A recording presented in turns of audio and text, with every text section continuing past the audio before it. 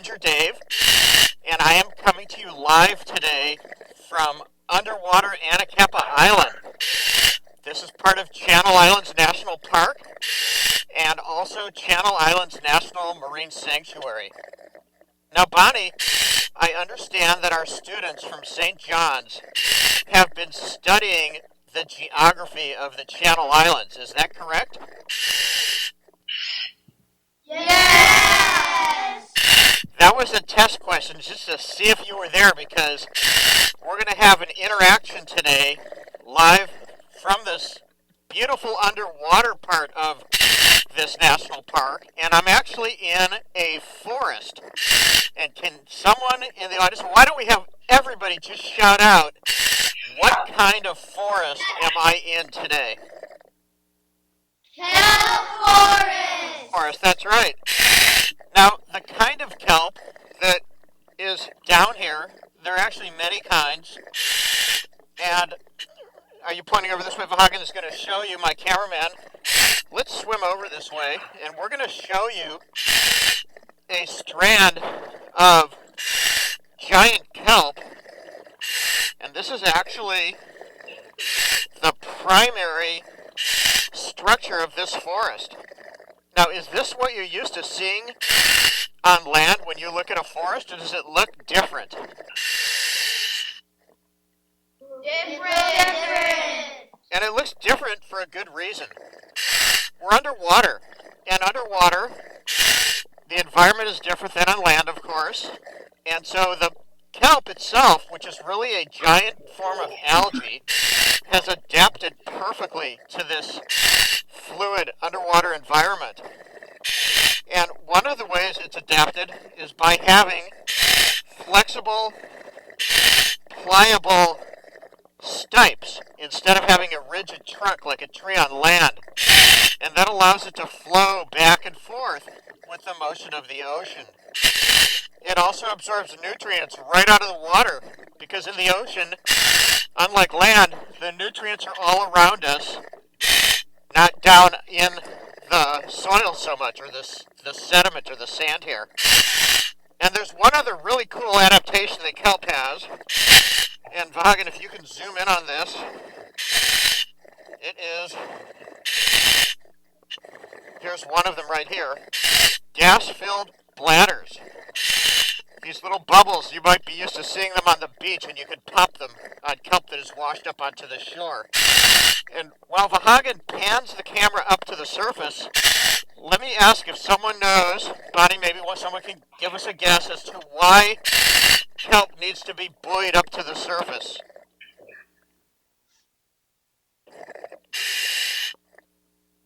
For air? Well, it actually doesn't need air. In fact, kelp produces oxygen. It absorbs carbon dioxide and produces oxygen. So does someone else have a guess? What's up at the surface? High above us, that's a clue. It's something all Light. plants need. Light. Light, that's right. Sunlight. And so kelp rises up to the surface and then spreads out in a canopy on the top of the water, and it absorbs sunlight, and it draws that energy down here into the ocean, and that begins a food chain, a web of life. There are many types of algae, plants, and animals that call the kelp forest home, and they interact to create this balance of life down here. And there are a number of different types or different ways of categorizing or classifying the life. And one of the ways that we're going to focus on today is whether kelp itself, and we're going to see some animals hopefully soon. But let's start with kelp. Do you think this is a life form that is a producer of energy and food, or a consumer, or a decomposer? Bonnie, does someone have an answer for us? A decomposer? It's not quite a decomposer. It actually will decompose. These blades will slough off and float free in the water and then decompose so that decomposes can eat it. Let's have another guess. Producer or consumer now, because Producer. producer, that's right. And the clue is in the last answer because it produces food for other animals. And Vahagan, let's swim back this way a little bit because we had a pretty, oh my gosh, look at this large fish down here. And can you guys see that big red and black fish? Vahagan, everything is right here. Look at all the life down here. And we have a few of the key species of the kelp forest here. That big red and black fish you saw is called a sheephead. And it is actually, I'm just going to give you the answer to this one, oops, I'm being hidden by kelp. It's a consumer. It's a predator in the kelp forest. And why do you think predators are important in the kelp forest? Let's see if someone has an answer, Bonnie.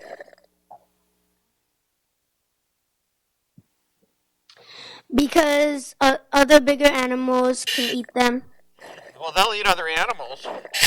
And just like on land, predators help maintain the balance of life. And so they will oftentimes eat the weaker animals, sick and injured animals, and help maintain a healthy population. We also see, this is an orange Garibaldi, a bright orange fish down here, and we're going to sort of shift the order of what we talk about and look at this fish. Are you guys familiar with Garibaldis? Yes. So that is the state marine fish, and here comes the sheephead again. I think everything is really excited today to be on camera for us, so sometimes we get lucky. These are not shy fish today, and any day you can see fish is a happy day.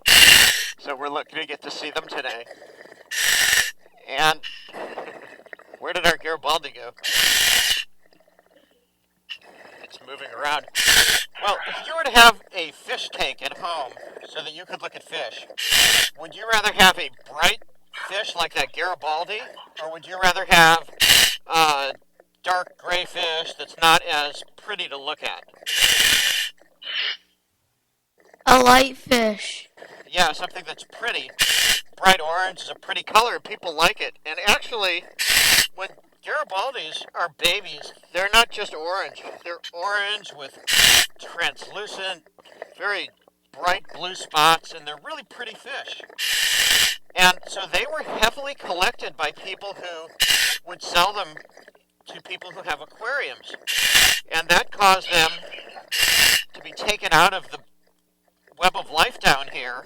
And so they're actually protected as the state marine fish, so you can't take them out of here anymore. And because they're part of the web of life, they're part of the overall balance of maintaining a healthy kelp forest. Now, I'm going to show you a couple of animals that are related. If I can see, here's one. And let me see if I can find another one. Oh, here we go, Vahagan. Two different animals that are very closely related. We're moving back and forth in the search here. And just give a big shout out. I think you all know what I'm holding in my hand. Sea urchins. Now, I have two kinds, and they tell a story of how fragile the balance of life is in the kelp forest. This is called a red urchin, and this is called a purple urchin. And there are both of these down here, and there are a number of them that balance out. And they are, let's ask this question again, are they producers, consumers, or decomposers? Decomposers. You guys love decomposers. I will try to find a decomposer for you, but this is actually, and I'm not sure how you would have a way to know because it doesn't look like it even has a mouth, but these are grazers. They're consumers. They eat kelp. I'm going to show you the mouth of the red urchin. It has some rocks on the bottom of it, and I'm not going to take them off. I'm just going to leave it alone. But can you see the mouth, Bonnie, right in the middle? Yes. Yes, we can. Okay. So they attach rocks using suction cups. Their spines and tube feet help them to move around. And when those bits of kelp come off the plant like we talked about and start to decompose, they get caught in the spines and the urchin moves the kelp around to its mouth and eats the kelp. So it helps to clean up the loose kelp. Purple urchins do the same thing, but they will also attack the part of the kelp that holds it to the rock. And they can actually destroy an entire kelp forest by ripping it out of the rocks if there are too many of these. Now, what do you think could happen down here that could change the balance of life and cause us to have less red urchins and more purple urchins? This is sort of a tough question. Let's see if someone has an idea, and if not, then I'll tell you. Because if the purple urchins eat too much of the kelp, the red urchins can't eat. That's a good answer. If these eat too much of the kelp, that's right. There won't be enough food for the red urchins. And food is another part of the equation down here that we're a part of. Do you think you and I and people can affect the balance of life way underwater here? Yeah. How can we do that? What is it that we could do that would change the environment in the kelp forest? We could crush them. Yeah, that's true. Some people do that. For fun, they'll come down and crush the urchins so that fish can eat them and they can see a lot of fish. Also, believe it or not, a lot of people like to eat red urchins. Have you ever eaten a red sea urchin? Anybody? No. No. Some people do, though. Inside here is something that people find very tasty, and it's sold in sushi bars as uni. And so let's move away from the kelp wagon. There's a fishery for red sea urchins, but these are too little. The purple urchins are too little, so these aren't fish. So if too many of these are taken out, just like with that story with the Garibaldi, then more of the purple urchins will take over and they'll destroy the kelp forest. So we need to have both to have a naturally functioning marine ecosystem. And Vagan, I'm going to take a second to find a safe place. Let's swim back into the wall for a second to put these urchins back, and then we're going to move over further up down the kelp forest and see what else we can find. So if you come on in with me, Vahagan, we'll swim in a little bit. We're tethered together by our cables that bring the picture and sound to you, so we have to move as a team down here. And so here's a nice safe spot to tuck the urchin into. And one of the things we want to do is show you what's living down here so that you can see it and learn about it. But we also are very careful not to destroy the life or hurt it. And so we want those urchins to survive and continue functioning on their role in the ecosystem. Now, Vahagan, why don't we move down this way a little into the sunlight? I'm going to give him a second to move. And while he's doing that, I can tell you that here at Anacapa, the kelp forest at this part of the island is protected as a marine reserve. And so one of the things we're trying to do to help maintain the balance of life here is to keep people from fishing in this area so that we can have, excuse me one second, a fully intact ecosystem, not something where pieces of it are plucked away. And because of that, we see things like this sea hare that our support diver Luke is bringing into us. Thank you, Luke. And this is a huge sea hare. Are you guys familiar with these, or has anyone seen them before? No. No, One you don't person. see these too often just swimming at the beach, but they're very common in the kelp forest. I'm going to show you the bottom of it. And they're called sea hares because on their head you can see these rabbit-like ears. So this is a type of sea slug, and Are they producers, consumers, or decomposers? That's our question of the day. The consumers? Consumers, yeah, they also graze on the algae like the sea urchin. And so I'm going to put this one down. And let's see if we, because I don't want to disturb it too much. How about over here, Vahagan? Is this a good place? Okay, he's giving me the yes. And we'll let it have lunch while we're talking about it. Sea hares produce eggs that look like spaghetti. And they produce a lot of eggs. In fact, if every egg a sea hare ever laid hatched, and all of its eggs hatched, and all of its eggs hatched, in about a year, the entire planet would be covered in sea hares.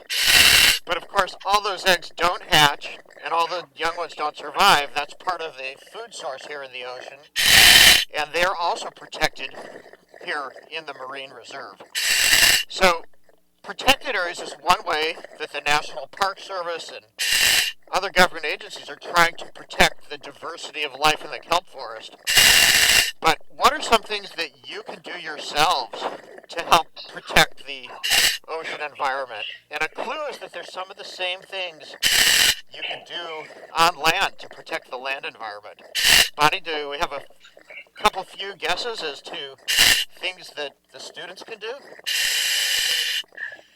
Is to not throw trash in the ocean. Yeah, that's probably the number one thing. Plastic especially, all kinds of trash that washes into the ocean ends up sometimes in the kelp forest or other parts of the ocean where it has a bad effect on the sea life. So pollution is something we try to avoid. And that's an example of how the land and the water is connected. What happens underwater here is directly related to land, and what happens on land, and what happens on land is directly related to what happens in the water. And we've seen two examples today of that. One is that kelp produces a lot of the oxygen that we breathe, and another one is that if we throw our trash away improperly, it can come here and pollute the kelp forest itself. So that's a great example. We talked about overfishing, or fishing too much, as something that changes the environment down here.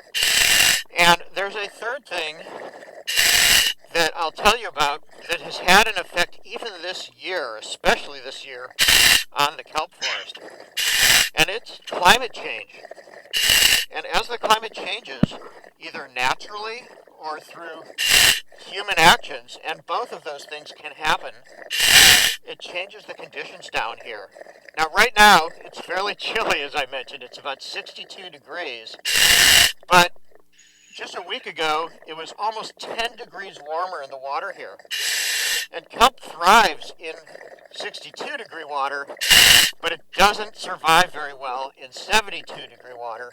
And even though we're in this beautiful kelp forest right now, in a colder water year where the water's not as warm, you've probably heard about El Nino. They say it's coming, like it's going to happen tomorrow. But El Nino is a part of a larger climate change where the water warms and it affects the kelp, it affects our rainfall, and many other things. And so there's less kelp this year than there was last year at this time when the water had been colder for a long time. Now, considering that kelp is the main structure of the forest that all of these animals we've seen today live in, what do you think would happen to those animals if there's less kelp? They use kelp for food, for shelter, and for protection. So what do you think happens if you take the kelp away to all those fish? They'll get eaten. They might get eaten because there's less other food around because there are less fish overall. The more kelp we have, the more fish, the more sea urchins, the more Garibaldi. And so kelp is a key factor to the diversity of the kelp forest. So this year we have less kelp. Now here, because we're in a marine reserve, the animals are able to be more resilient or to bounce back better after years like this, where the kelp disappears somewhat, where there's less kelp. And outside of the marine reserve, because the balance of life is upset already, it's harder for those animals to recover after a lean year. You know how we're having a drought on land? This is similar to a drought underwater. And so that's why it's important that we have not only laws like the one that protects that bright orange Garibaldi to keep it in particular from being taken out of the kelp forest, but that we have areas like this, marine reserves, that are protected as intact overall ecosystems. Because in a healthy, intact ecosystem, the Garibaldi has a better chance to survive, and so does all the other sea life down here. So I hope today that you've got a little bit of a window into the kelp forest. We've certainly seen some fish and other animals today, that big sea hare, the sea urchins, the Garibaldi, the sheephead, and so we know there's a lot of life down here. We're helping to protect it through marine reserves, and I encourage all of you to help protect it yourself by throwing your trash away properly, not polluting, by telling other people how beautiful and important the kelp forest is. Remember, every time you take a breath, everybody take a deep breath right now. A lot of that oxygen was produced right here in the kelp forest. So, thank you. Goodbye from Anacapa. I hope you have a nice day. Thank you guys. Bye-bye.